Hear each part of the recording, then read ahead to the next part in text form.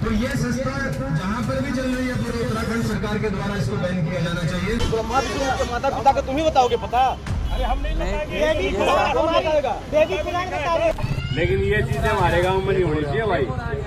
ये थोड़े से दिन में ये ट्या करने वाले हैं ना विरोधी, सिर पटक कर बैठ जाएंगे। दर्शकों, जहां एक तरफ संत रामपाल जी की लिखित पुस्तकों का प्रचार प्रसार खूब जोरों शोरों से हो रहा है, तो वहीं दूसरी ही तरफ बहुत से ऐसे कीड़े हैं जो संत रामपाल जी की पुस्तकों पर अनाप शनाप टिप्पणी कर उन्हें गलत साबित करने की असफल कोशिशों में लगे हुए हैं। हर दिन कोई ना कोई कीड़ा जिसे अपने धर्म के शास्त्रों का तो खुद तो ज्ञान होता नहीं है और चल पड़ते हैं धर्म का ठेकेदार बनने। जहां संत रामपाल जी की पुस्तकों में सभी धर्मों के शास्त्रों का रेफरेंस दिया जाता है, हर एक बात शास्त्रों से प्रमाणित होती है, तो वहीं नफरती चिंटू संत रामपाल जी की पुस्तकों को गलत कहते हैं। आज ऐसे ही कीड़े के खिलाफ संत रामपाल जी के भक्तों ने FIR दर्ज करवाई है, तो आइए जानते हैं। सर, आप लोग यहाँ पे क्यों उपस्थित हुए हो? हम यहाँ पर हमारे कलेक्टर साहब और SP साहब महोदय को आवेदन देने आए हैं। किस चीज़ का आवेदन सर? हम आवेदन देने आए हैं, एक हिमांशु जोशी नाम का एक व्यक्ति है, उसने हमारे संत रामपाल जी महाराज जी और उनकी जो पुस्तकें हैं, जो कि सभी धर्मों से प्रमाणित पुस्तक हैं, यानी सभी शास्त्रों से प्रमाणित पुस्तक हैं, उन पर बहुत अभद्र टिप्पणी की है। और हमारी देश में जो 6 करोड़ अनुयायी हैं संत रामपाल जी महाराज जी के, उनके जो माताएं बहनें हैं, भक्त हैं, उन पर बहुत ही अश्लील टिप्पणियां की हैं, उन पर गंभीर आरोप लगाए हैं।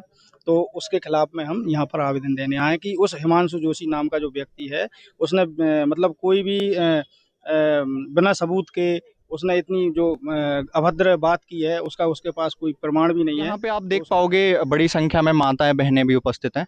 हम लोग इनसे भी जानने की कोशिश करेंगे कि ये यहाँ पे क्यों आए, और सबसे पहले तो आपको ये दिखाएंगे कि ये हाथ में अपने बैनर को रखे हुए हैं जिसपे लिखा है तीनों देवा कमल दल बसे, ब्रह्मा विष्णु महेश, प्रथम इनकी वंदना, फिर सुन सदगुरु उपदेश। ये बैनर के साथ यहाँ पे खड़े हुए हैं। इन लोगों से हम जानेंगे क्यों आए आप। नमस्कार दीदी, क्या नाम आपका? मेरा नाम सुरेखा कुशवाहा है। आप लोग यहाँ पे क्यों आए हैं? यहाँ पर हम हिमांशु जोशी जी है, उसके हिमांशु जोशी जो है ना, जो एक बंदा जो गुंडा है, उसका ज्ञापन देने के लिए आया, क्योंकि उसने हमारे जो संत रामपाल जी महाराज से जुड़ी जो माताएं बहनें हो, उनके बारे में बहुत अभद्र टिप्पणी की है। ऐसा ऐसा बोला है कि सर बताने में भी शर्म लगती है हमको, कि 10-10, 15-15 हजार में माताओं बहनों को मतलब आश्रम में ले जाते हैं। गंदी गंदी बातें बोली हैं जिनको मैं आपके साथ शायद शेयर नहीं कर सकूँ। तो दीदी, आप लोगों की जो आप लोग यहाँ पे एकत्रित हुए, तो आप लोगों की मांग क्या थी इसको लेके? हमारी मांग ये है कि इसको कड़ी से कड़ी सजा मिले, और ये संत रामपाल जी महाराज के चरणों में 100 बार नहीं, 1000 बार नहीं, करोड़ों बार नाक रगड़े और माफी मांगे, ठीक है, और इसको सजा भी हो। आपने FIR कराई कि इसके भी? FIR कराई है। इसको क्या पता कि संत रामपाल जी महाराज का जो आश्रम है उसमें क्या चलता है, कैसे कितने शिष्टाचार से बहनों को रखा जाता है। मतलब बहनों की व्यवस्था अलग होती है, भक्तों की व्यवस्था अलग होती है, जहाँ तक कि खाने पीने का जो भंडारा होता है वो भी अलग अलग तरीके से लगाया जाता है। आप जुड़े हैं क्या संत रामपाल जी? मैं संत रामपाल जी महाराज की अनुयायी हूँ।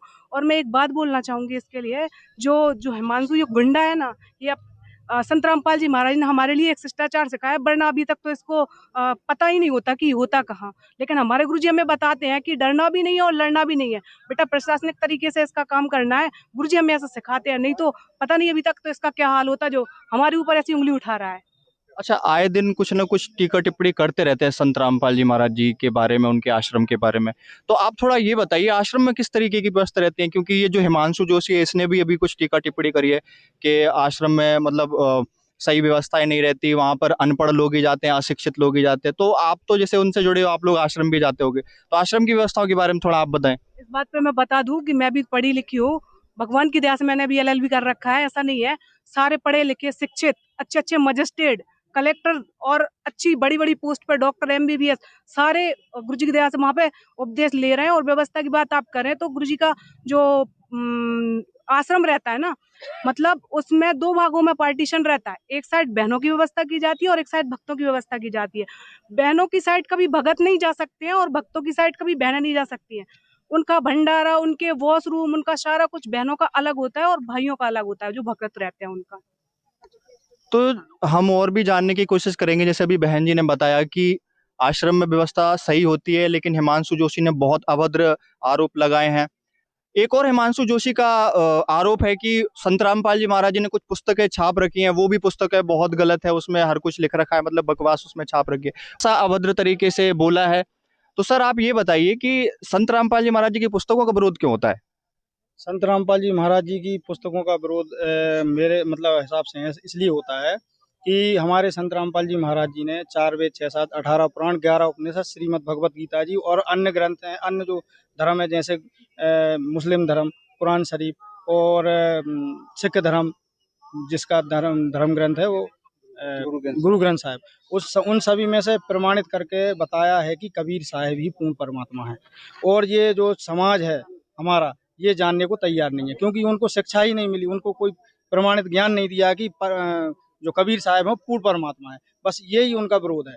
वो ये कहते हैं कि ये पूर्ण परमात्मा कैसे हो सकते हैं, जबकि हमारे संत रामपाल जी महाराज जी ने उंगली रख रख के धर्म ग्रंथों को, वेदों को, गीता जी को, बाइबल को सब में प्रमाणित करके और नाम सहित उस पर उंगली रख के बताया कि कबीर परमात्मा है।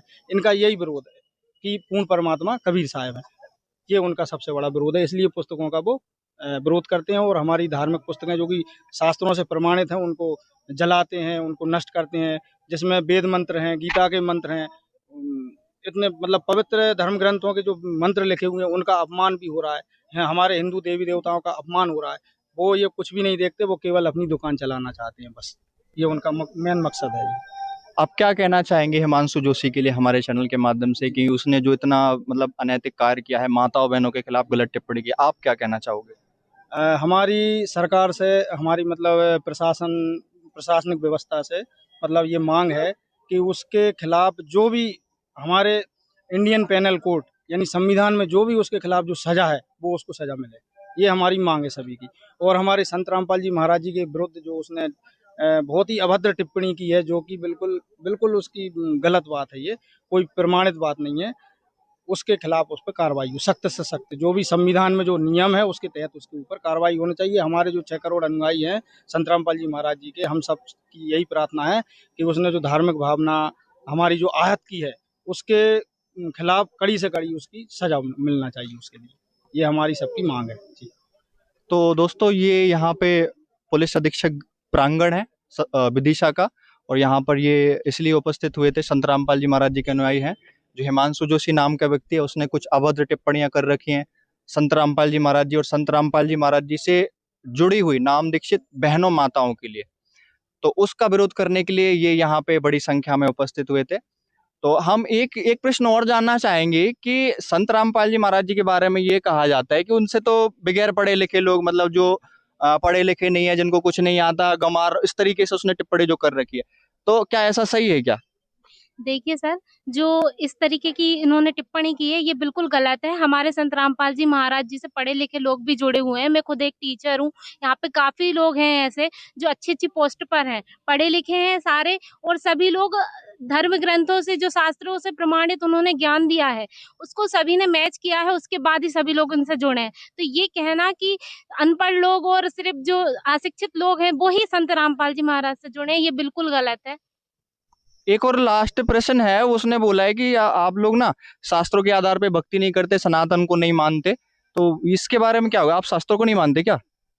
ये बिल्कुल गलत है। हम लोग बिल्कुल हमारे शास्त्रों को मानते हैं, गीता को मानते हैं, 4 वेदों को मानते हैं, जितने भी हमारे 18 पुराण 6 शास्त्र हैं हम सभी को मानते हैं, और उनमें जो भक्ति साधना लिखी गई है वही हमारे संत रामपाल जी महाराज हमें बताते हैं। तो सर जैसे अगर आप लोग यहाँ पे बड़ी संख्या में आज उपस्थित हुए, आप लोगों ने ज्ञापन भी दे दिया और FIR की आपने मांग करी है, अगर इसके बावजूद भी अगर कोई कड़ी कार्रवाई जो आप लोग चाहते हैं वो नहीं हो पाती, तो फिर आपका अगला कदम क्या होगा सर? देखिए सर, आपके चैनल के माध्यम से हम सभी संत रामपाल जी महाराज के अनुयायी बता देना चाहते हैं, यदि सरकार ने इस उपद्रवी के खिलाफ तुरंत FIR करके कानूनी कार्रवाई सख्त से सख्त नहीं की तो हम पूरे भारतवर्ष में 6 करोड़ अनुयायी हैं, वह जमीनी स्तर पर उतर करके एक बहुत बड़ा आंदोलन करेंगे और सरकार को उसकी बात को मानना पड़ेगा। आपको आश्वासन मिला है? बिल्कुल, अभी कलेक्टर महोदय जी से माननीय SP महोदय जी ने बहुत ही अच्छे आश्वासन दिया है कड़ी कार्रवाई करने के लिए, उन्होंने बोला है। रामपाल जी महाराज जी के बारे में कोई भी जानकारी प्राप्त करनी है तो आप संत रामपाल जी महाराज जी के ऑफिशियल YouTube चैनल संत रामपाल जी महाराज से प्राप्त कर सकते हैं। दर्शकों आज की वीडियो में सिर्फ इतना ही, फिर मिलते हैं एक और नई वीडियो के साथ। दर्शकों इस वीडियो के बारे में आपकी क्या राय है हमें कमेंट बॉक्स में ज़रूर बताइए। अगर आपको ये वीडियो अच्छी लगी हो तो वीडियो को लाइक ज़रूर कीजिए। अगर आप चैनल पर नए हैं तो चैनल को सब्सक्राइब करके ऑल नोटिफिकेशन को भी ऑन कर लीजिए, जिससे आपको हमारी हर नई वीडियो की नोटिफिकेशन मिलती रहे सबसे पहले। धन्यवाद।